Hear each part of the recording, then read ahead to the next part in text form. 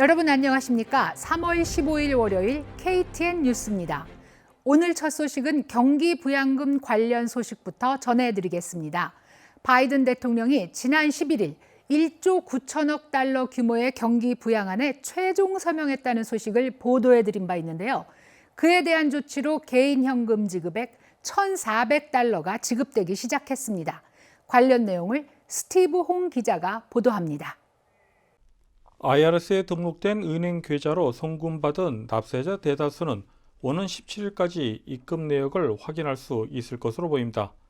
연방국세청과 재무부는 IRS 웹사이트 Get My Payment에 접속한 뒤 요구하는 정보를 입력하면 예상 입금 날짜와 입금 은행 계좌 마지막 4자리를 확인할 수 있다고 밝혔습니다. 또한 종이 수표는 이달 말까지 발송을 완료할 계획이라고 덧붙였습니다. 한편 경기부양금 지급과 관련한 개인정보 사기가 이어지고 있다면서 개인정보 유출 관련 주의를 당부했습니다. KTN 뉴스 스티브입니다. 앞서 보도해드린 것처럼 1조 9천억 달러의 경기 부양안이 통과되면서 조지아 주정부에는 47억 달러 규모의 연방 지원금이 배정될 것이라는 전망입니다. 이는 조지아 주정부 1년 예산의 상당 부분을 차지하는 것으로 향후 연방지원금 사용처에 대해 벌써부터 관심이 모아지고 있습니다. 계속해서 스티브 홍 기자가 보도합니다. 조지아 주정부가 연방정부로부터 경기 부양안 관련 47억 달러 관련 지원금을 받을 것으로 보입니다. 조지아 주정부의 2021-2022 회계년도 예산 규모는 272억 달러, 따라서 47억 달러의 연방 지원금은 주정부 예산의 약 17%에 해당되는 금액입니다. 브라이언 캠프 주지사는 연방 재무부가 지난해 처음으로 경기 부양안을 시행했을 때처럼 자금 사용 지침을 제공하면 그에 따를 것이라고 밝혔습니다. 또한 주, 상, 하원 등 의회와도 논의를 할 것이라고 덧붙였습니다. 이에 대해 조지아 주 공화당과 민주당 측의 입장에 따라 향후 연방지원금 사용처가 달라질 수 있다는 분석이 나오고 있습니다. 특별히 조지아 민주당 측에서는 연방지원금을 의료보험이 부족한 수십만 명의 조지아 주민과 학교 그리고 대학 등에 지원해야 한다는 목소리가 높습니다. 즉, 주정부가 메디케이드를 확대해 더 많은 주민들이 의료 혜택을 받도록 해야 한다는 것입니다. 또한 일각에서는 경제적 어려움에 처해 있는 가정이나 소상공인을 지원하는 데 쓰여야 한다는 목소리도 만만치 않습니다. KTN 뉴스 스티브입니다. 민간 우주 탐사 기업 스페이스X가 어제인 일요일 팔콘 9 로켓을 발사했습니다. 이번 팔콘 9 로켓에는 60개의 스타링크 위성이 실려 있는 것으로 알려졌습니다. 플로리다에 위치한 나사의 케네디 스페이스 센터에서 발사된 로켓은 재발사가 가능한 로켓으로 행성 궤도 로켓 중에서는 처음으로 재사용이 가능한 로켓으로 발표됐습니다. 이번 비행으로 팔콘 9 로켓의 부스터 번호 1051은 9번째 비행에 성공하게 됐습니다. 스페이스X 측은 이미 1000여 개의 스타링크 위성이 지구의 궤도를 돌고 있으며 향후 4만 개의 위성을 띄워 위성을 기반으로 한 초고속 인터넷 서비스가 가능해질 것을 예고하고 있습니다. 다음은 코로나19 소식입니다. 조지아주 보건국 집계에 따르면 확진 환자 수는 증가하는 반면 신규 사망자의 증가폭은 크지 않은 것으로 보입니다. 오늘의 코로나19 현황을 배준경 기자가 종합했습니다.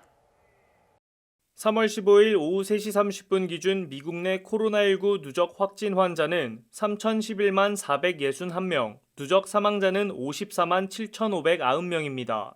주말 동안 신규 확진 환자는 13만 8,698명 늘었고 신규 사망자는 2,855명 증가했습니다. 주별 누적 확진 환자는 캘리포니아, 텍사스, 플로리다, 뉴욕, 일리노이 순으로 많습니다. 주별 누적 사망자는 캘리포니아, 뉴욕, 텍사스, 플로리다, 펜실베니아 순으로 많습니다. 다음은 조지아주 코로나19 현황입니다. 오후 2시 50분 집계에 따르면 조지아주의 누적 확진 환자는 83만 6,344명, 누적 사망자는 15,918명으로 집계됐습니다. 신규 확진 환자는 2,679명 증가했고 신규 사망자는 87명 증가했습니다. 항원 검사 양성 판정자는 누적 19만 8,419명, 신규 371명입니다. 다음은 카운티별 집계입니다. 귀넷 카운티 누적 확진 환자 82,047명, 누적 사망자는 950명입니다.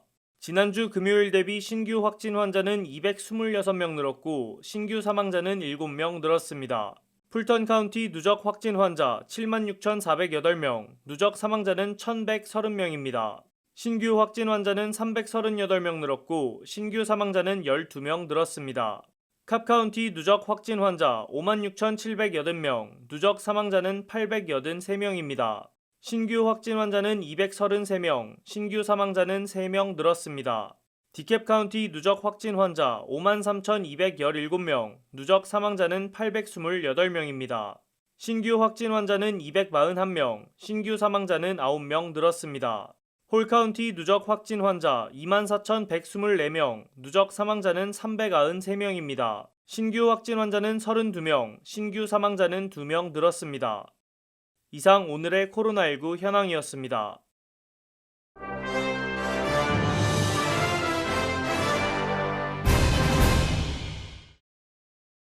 연방 국무부가 토니 블링컨 국무장관의 한국과 일본 순방과 관련해 한일 관계 개선과 한미일 3자 협력의 중요성을 강조했습니다.